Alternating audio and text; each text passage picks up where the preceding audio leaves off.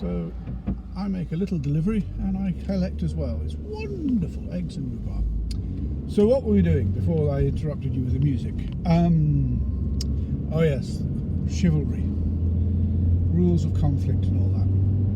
As I say, I could really bore you to death one afternoon, and maybe it'll be a talk for the Ladies Guild or something, but the whole issue of the rules of armed conflict is fascinating. But in relation to St. George, the idea that he represented was that there was some great chivalric idyll. And I'm afraid romantically it exists, but in reality it just doesn't. Yes, you know, the NATO forces, the British forces, we will obey the rules, we will fight by the rules, but I don't think even within the rules of the warfare some of what gets done would be recognised as being in any way noble, chivalric, heroic or anything else. It's brutal. War is brutal. And the day people forget that and allow the movies like the Dam Buster movie to be the exemplar of how wars are and how wonderful war is, we're in real trouble, because it should never be allowed to face up to it like that. That's not what wars are like. One of the things I've been watching on YouTube and caught up on was a film series that came out in the 1980s called Piece of Cake, based on books by, I forget his name, Peter Robertson anyway, certainly Robertson's the surname. And that showed, yes, the quintessential English way of the RAF in 1939, awfully jolly hockey sticks, frightfully nice, and all very romantic, but by the time they got into the thick of it in 1940, no, the reality was very different. And I think that image is the one that needs to be shown, that there's nothing romantic or heroic about a war. It is brutal, and you forget that at your cost. And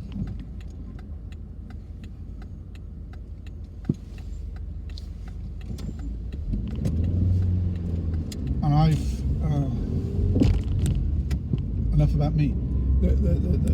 One of the things, I mean, I'm involved with the Air Cadets, and I'm still national chaplain to the Air Cadets. And I love the organisation. I think it's brilliant the way it takes the youngsters and gives them confidence, builds them up. But I do get a little fed up with the armchair warriors who are sometimes their commanding officers and permanent staff, because they tend to promote the romantic view of the Air Force. The jolly hockey sticks, the jolly good show, Biggles and all that. It's and would, you know, the spit and polish. I'm generalising a little bit, but there is an element in which there aren't enough of them who've actually been involved in armed conflict to know what it's really like. And so when some of our youngsters end up in theatre, having come into the Air Force because they loved the cadets, they get quite a rude awakening. It's not what they had expected, it's not what they were thinking they would get. So, you know, there's a sort of a balance that has to be found in all of these things. It's a wonderful organisation, and I will support it to my dying day, I hope. But they do need to. I mean, when I was in the CCF, for example, we had two permanent staff who came in, and there was also a regular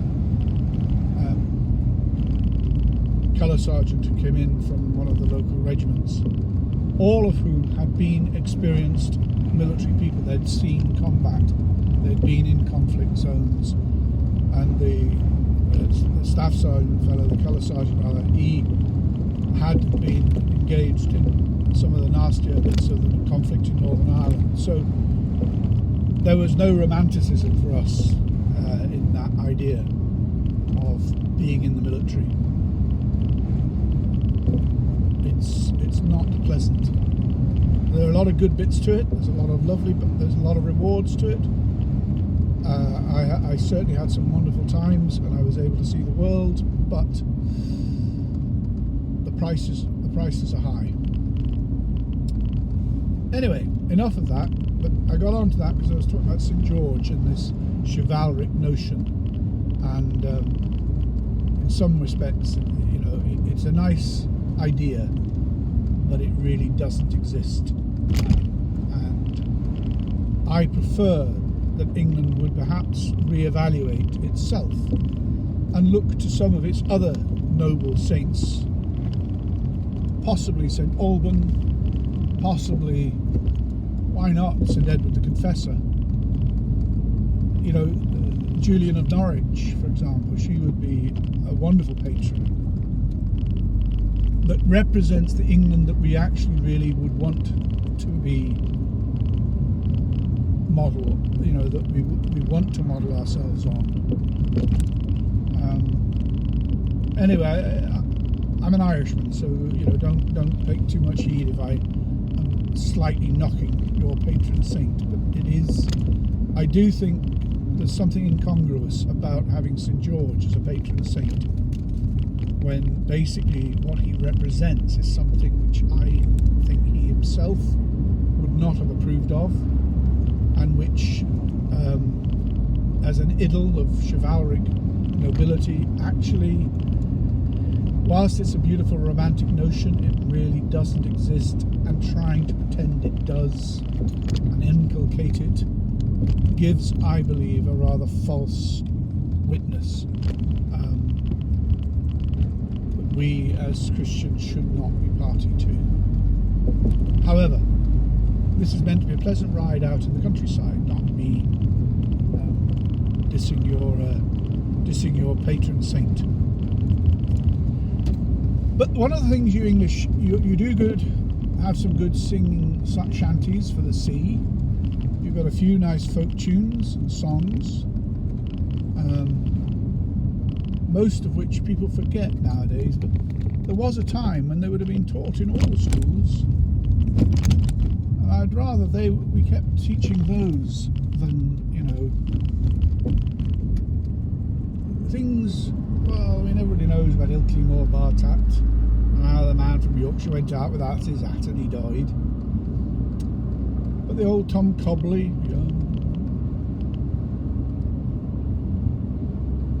and do you ken John Peel at the break of day? Do you ken John Peel as his coat so grey? Do you ken John Peel at the break of day? And the morning and all that.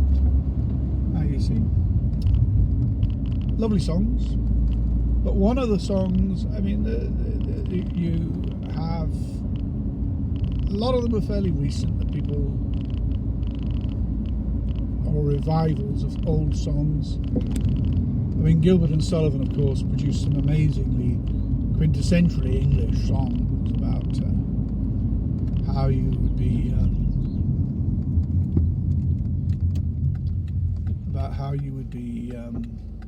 an Englishman, 'For he is an Englishman, for he himself hath said it, and is greatly to his credit, that he is an Englishman, that he is an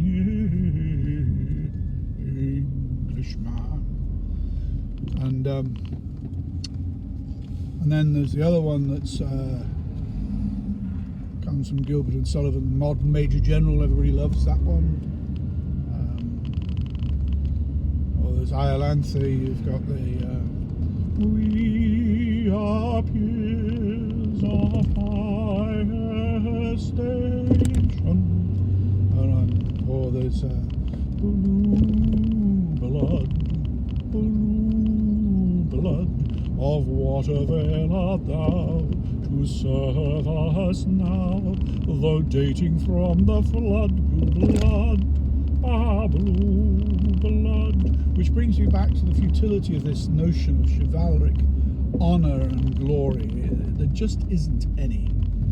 And mockingly, I think even at that sort of late Victorian age, Gilbert and Sullivan, Gilbert in his words, Sullivan in his music, they sort of knew that it really wasn't. It wasn't just a romantic notion. And the whole business of the nobility, the peers, the realm, who held their honest station because they were, the sons of whatever. Utter nonsense. It really, really was utter nonsense and couldn't be sustained. And people, I'm a great monarchist, a great believer in the monarchy, but there is an element of which the monarchy does, again, in its own way, symbolize that chivalric thing. So there's an ideal, there's a nobility to it, and the idea that the nation is governed by someone who is impartial to party politics, that they hold and stand firm to a higher ideal, is wonderful. It's a beautiful romantic notion, but it's absolute rubbish. Because, well, I hate to say it, but much as I love Her Majesty the Queen, and trust me, I served her with loyalty for many years, but her silence on certain occasions has been deafening. And if you ever wanted a time for the Queen to make a difference and say, right, I'm going to take charge, all that debacle over the flipping Brexit, but politics, she rose above that, and rightly so, because if she'd got involved, it's like the bee.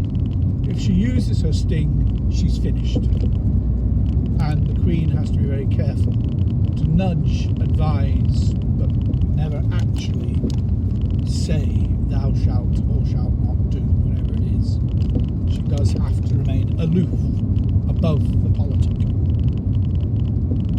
Although, to be fair, her comments the other day when she spoke about the coronavirus, the COVID-19, that was a truly majestic statement. That was what we want our monarch to do. At a time of crisis, to rally people. Again, this notion of rallying people, it's a difficult one. But you balance that,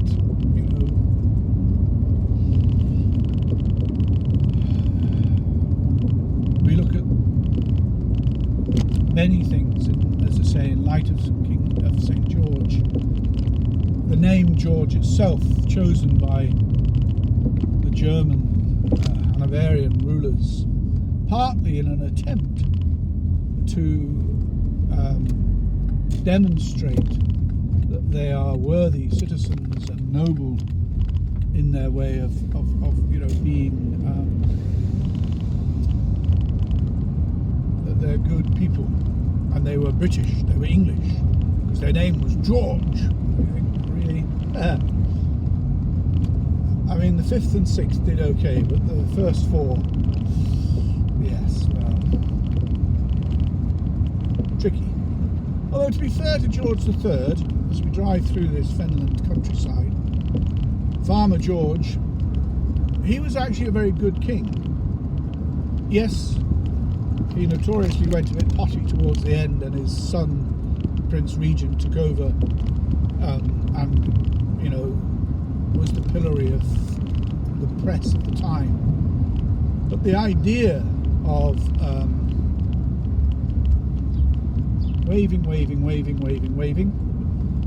the idea of the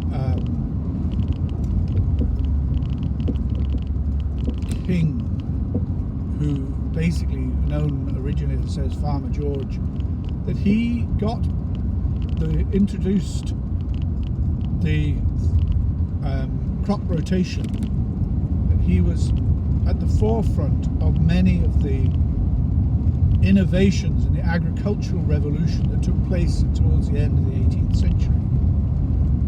And because of that agricultural revolution, waving, because of that agricultural revolution, Britain was in position to be able to take on a labour force in industry. And the whole new way of farming meant that you now had people available to work in the factories. So without the agricultural revolution, there could not have been an industrial revolution. And England led the way on both, and it was ahead in the agricultural revolution, which is why I think it's tragic that England today produces less than 50% of its own food. There is huge areas of fertile land that can and should be farmed and should be producing crops. And I know there are a whole load of economic rows and arguments about that, but the problem is you don't endear yourself to me by saying, oh, well, we'll turn that land into a golf course or a conservation area or whatever, because the purpose of the land is to feed the people. It shouldn't be set aside. It should be used to grow food. And there's a whole variety of food. I mean, I'm no good at gardening myself, but the fact that I've just picked up some lovely fresh rhubarb, fantastic. There's so many crops that, you know, we could grow wild. You put some rhubarb into these dikes and dank things and said to people, you know, if you happen to be passing, pick some, help yourselves. In the same way as people did with samphire, the way they do with a lot of old plants. But of course, nowadays, thanks to the conservation lobby, you're not allowed to pick wildflowers anymore. You're not allowed to go along the hedgerows and pick your berries and bugs and things because, but there was a time. You'd have come along here, there would have been blackberries in season. There would have been blueberries, there would have been bilberries, there would have been all manner of fruits growing in the hedgerows that were free to pick. And you didn't need food banks, you just went out foraging. You would get yourself a wee rabbit maybe, or you'd get yourself some fruit and vegetables that you picked along the way. Mushrooms. Beautiful, beautiful mushrooms. It's sad, you know, so much land going to waste. But anyway, the agricultural revolution that King George III was very much a part of was a very important part of the development of England and the United Kingdom as it became. So anyway, I'm getting into my political rambling now. I can hear various parishioners' heckles going up. I've no doubt that Sean will have words with me on a few points. And that's fine. I love a good discussion. The thing that I do have a problem with you English about is you don't understand that it's possible to have a really good discussion, an argument if you like, and still be friends. You can talk, you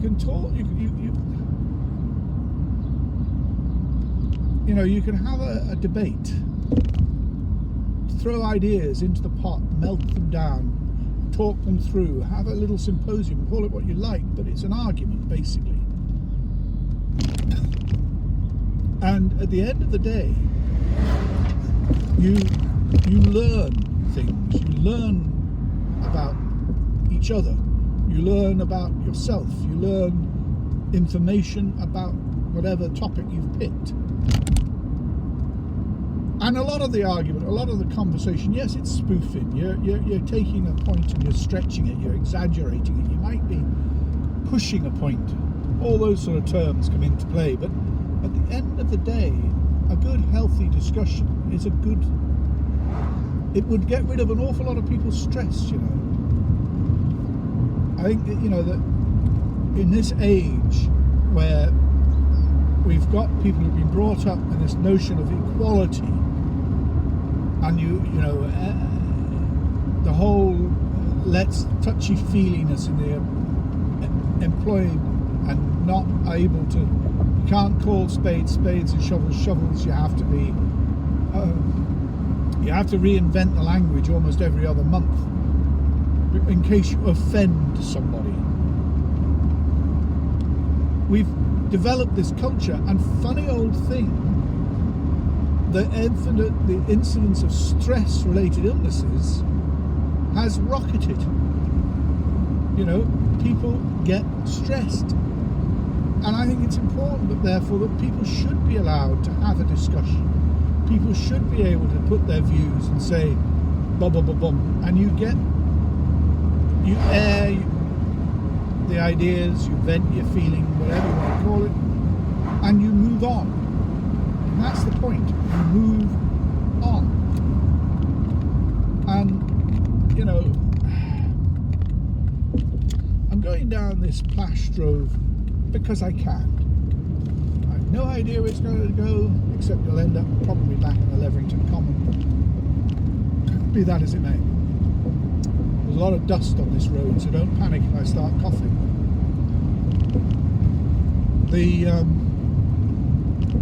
Look at this beautiful ground being prepared.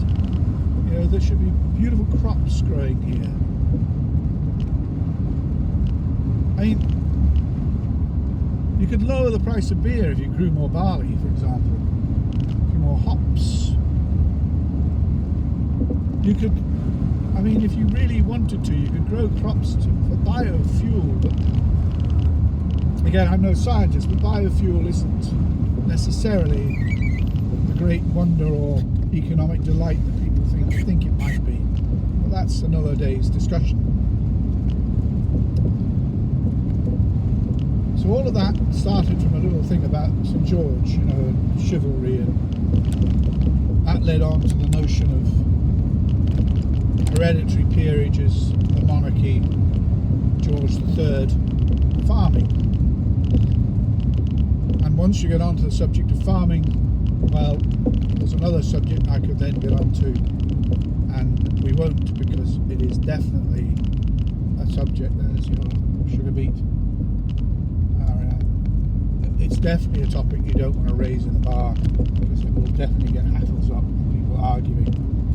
And at the end of the day, people have their views, and that's the way it is. But on a day like today, what a beautiful, glorious day. There's a part of me, you know, I'm very conscious that I haven't been able to travel around the countryside with this little interference, with this degree of clarity of the air, the ability to hear the birds and the trees and the bushes and the branches, since I was a child back in the 60s. You know, this, you know, the enjoy this moment of the corona pandemic, because little drives like this in the countryside are a rarity now.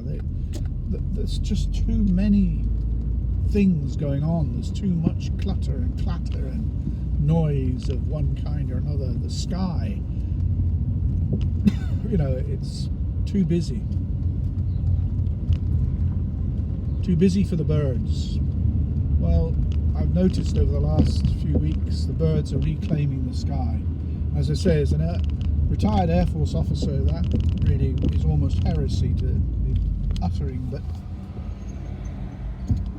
you know, we do need to rethink our relationship with the environment, that is for sure. I won't subscribe to the fanaticism young Thunberg, but on the other hand, sometimes if you don't have someone banging the drum at the front of the parade, nobody else will move either.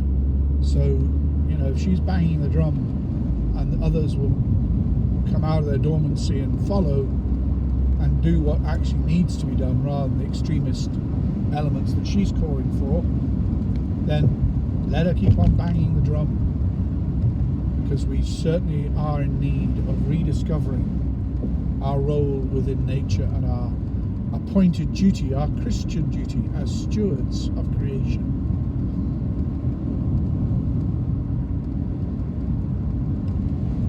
Anyway, I was going to sing you songs. I was singing, oh yes, Gilbert and Sullivan. on to that for a bit. But one of the songs I love are the sea shanties. But you've also, as I say, had the old Ilkley Bar Tat, and you've the Lincolnshire Poacher. There's a sort of, there's a few old favourites that, you know,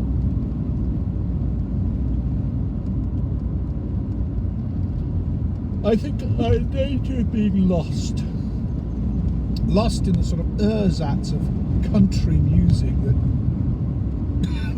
the folk scene adopted a bit in the 1970s after what was quite a reasonably legitimate revival in the 60s, and what's now being passed off as folk music. No, not really. I mean, I would have been a great fan of Maddie Pryor, for example, and the whole of that beautiful, beautiful singing.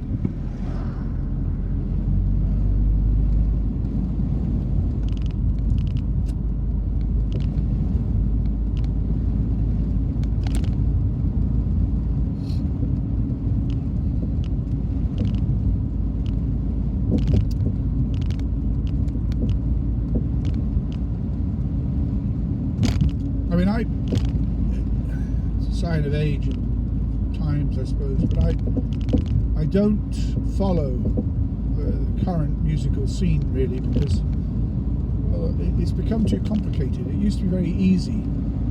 Top 40, Tuesday night, Radio Luxembourg, under the covers with your little radio that you borrowed from a friend, and he'd be with one piece of the earpiece, and you'd pass it round, and you sort of, you'd get to listen to one song and then pass it on around the dormitory to the guy with the next, who'd get the next song. And it was sort of a bit like musical chairs. You kind of got lucky if you happened to be the one that was listening to the number one, if you got round to the top 10, as it were. But nonetheless, the idea that you know, the music was, you knew where you stood because it was easy. There were charts, and the charts were easy to follow.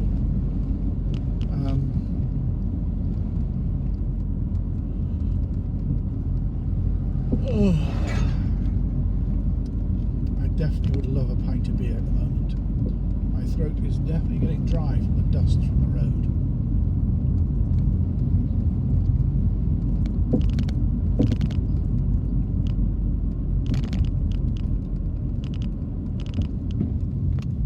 Alright, let's take the scenic route.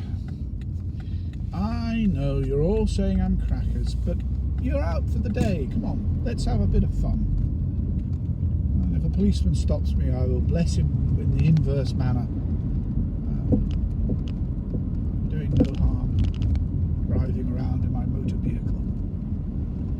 Riding along my motorcycle. Sorry, automobile. I know. Riding along my automobile. Do you ever get that horrible moment? You know the tune, you know the song, and yet the words are just sort of stuck in your head somewhere backwards. There you go.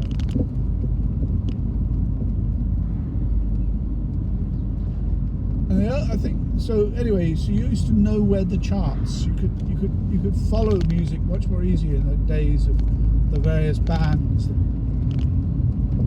pop charts. It was easy to know.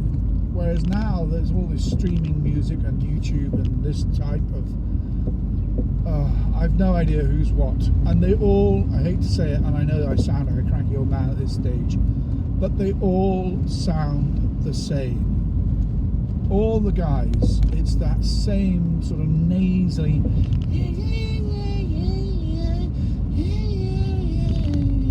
type singing, you know, and it is and you just, it's just sickening. There's no real balladeers out there banging out the tunes and saying, you know, it's just gone, you know. It's all that nasally, whiny twit, and then you get the other ones of the aspirated, you know, the sort of the breathing. singers, the ones that pant. Ugh. I mean, don't get me wrong, there are some beautiful singers out there at the moment, there are some wonderful songs, and it's interesting that the ones that seem to catch on most are the show tunes as ever were, because they're catchy, they do the job, they're what people want to hear. But again, some of those are getting to quite old now. I mean, it's hard to believe, you know, Les Miserables has been on the stage for, what, 20 odd years? Are you dreaming the dream of time gone by? Back to the idea of romanticism. Les Miserables. It's one of the few books I would always recommend. It's a beautiful book, and no film, no musical has ever really done it justice, because it is a human tragedy, a story of love, a story of humanity in a way that you can, you know, I recommend you buy the book, you read the book. And then, you know, there are some really good radio adaptations. There's a very good one done. Liam Neeson. Some very good films. It's very good. But the musical, yeah, there are some lovely songs, but don't let me see the musical film with what's his name, Russell Crowe. And the recent television adaptation. I'm sorry, but I know we're meant to be in this ethnically diverse age and all that, but Javier was not Negro. It just makes no sense. In fact, he would have been. It just couldn't. It was incongruous for him to have been a Negro, and it ruins the whole essence of the story if you take a character who is as central as that and shift their identity to suit the modern idiom. It's back to the idea of, you know, hang on, when you're doing something historical, when you're looking at history, you must do it from the perspective of the time when it was written, the time when it was performed, the time when it happened. And, you know, again, the other problem you have with the latest adaptation of the BBC, I think it was, did, the mini-series, beautiful, and there was some great acting done, and don't get me wrong, the actor who did Javier was absolutely outstanding as an actor. He's brilliant. I remember him from Spooks. He was a very, you know, playing, what was it, Dan, I think it was, in Spooks.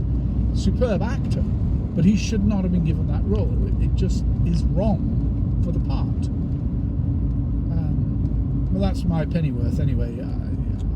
And again, so many of these modern adaptations, they're too clean. You know, everybody's got their hair done beautifully, everybody's got their wigs on straight, as it were. I mean, there's not a sight of dust or dirt. Well, that's just not realistic. You know, it's crackers. Because there is dirt and there is dust and there's grime. A bit like the war movies. I mean, that's one thing I liked about 1917, one of the more recent war movies. You got to feel the grime, you got to feel how cold that poor lad was, shivering at night. And the fear, the dirt, the muck.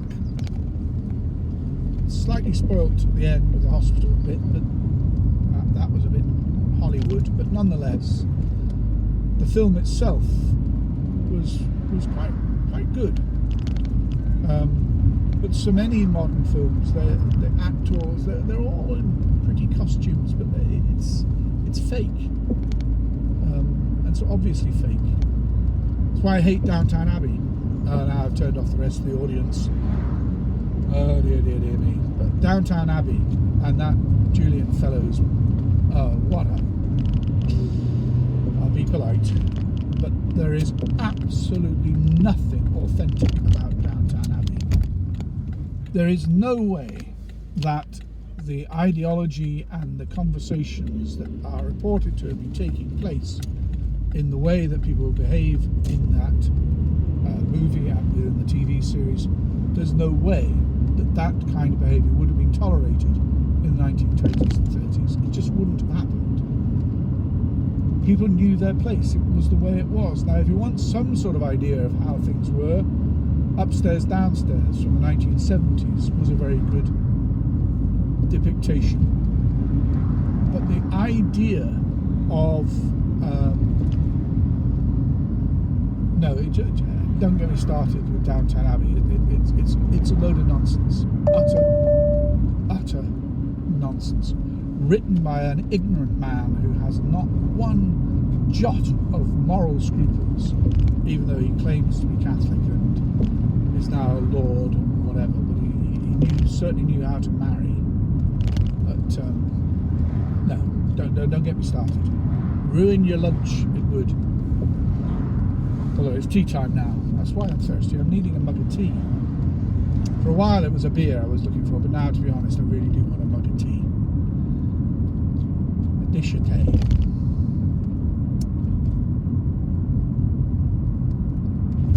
So, I'm sorry, I do seem to be favouring the western province of the parish at the moment, but well, you did have my musical journey that went from King's Lynn. I'll try and get a journey put together for the other half, as it were.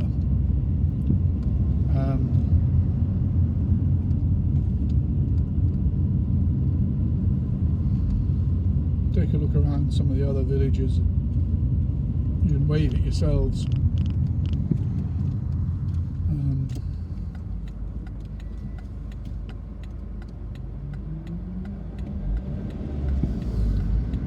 It's a great shame Frankie's here. And yet Domino's, I mean, I really don't, I know we've used Domino's, but I really don't like Domino's.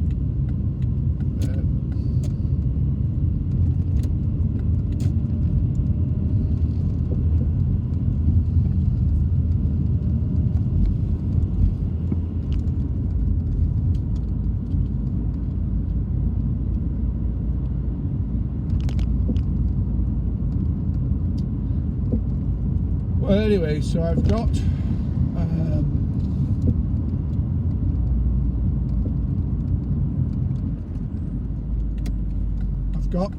my beef ready for this evening, and some lovely potatoes. And I forgot, I was in the market this morning. I should have bought carrots, but I didn't. I had some. I was too excited. I bought bananas. I haven't seen bananas for ages, so I bought bananas. I love bananas. Potassium, it's really good, very healthy.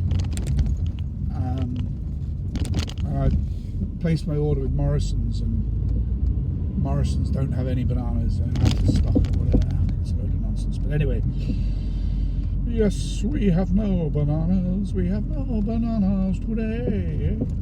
Anyway, I was so excited I found the bananas, I forgot to buy the carrots. But I now have rhubarb, which again is a very English sort of thing, although some would say it's not, but it's Chinese, except that there is the rhubarb triangle. One final bit of useless knowledge which I own thanks to QI. But did you know Bradford, Huddersfield and Leeds, I think they're the three towns. It might be Ripon, Bradford and Leeds. Anyway, there are three towns up there, up north in Yorkshire, that are the corners of what is known as a rhubarb triangle. And at one time, just as nearly all the raspberries in the world once came from Scotland, and I still think about, well, a high percentage of the world's raspberries still come from Scotland. The fact is that these rhubarb, if you were eating rhubarb, it was coming from Yorkshire. And the other thing that you would have had from up there, of course, was your licorice and your Pontefract cakes.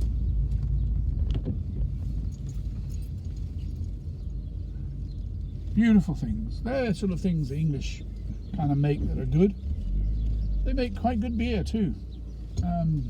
Unfortunately, the only beer I've got in the house at the moment is John Smith's. It's all right, but you know, it's not the best of English beer. but it'll do for tonight for St George. And what else have I got? Oh, but anyway, so instead of the carrots, I'll have a bit of, maybe I might make myself a little bit of stewed rhubarb for my pudding, which would be nice. I got some honey the other day, so a bit of stewed rhubarb with a bit of honey would be quite nice. And then I'll probably watch Julius Caesar. I've seen Romeo and Juliet times, and of course it was my O-level book and I hated it. But Julius Caesar, Rex Harrison, that would be a bit of fun. And then Lenny Henry and the Comic Relief Sport Relief Extravaganza tonight, so that'll all be fun. And of course 8 o'clock we're all out clapping and cheering. So sorry it's been a long rambling journey, beautiful countryside, and perhaps a few views expressed on politics that you wouldn't want, but nah, sure, what are you going to do? You're trapped in your home. You can turn me off if you like. God bless, folks.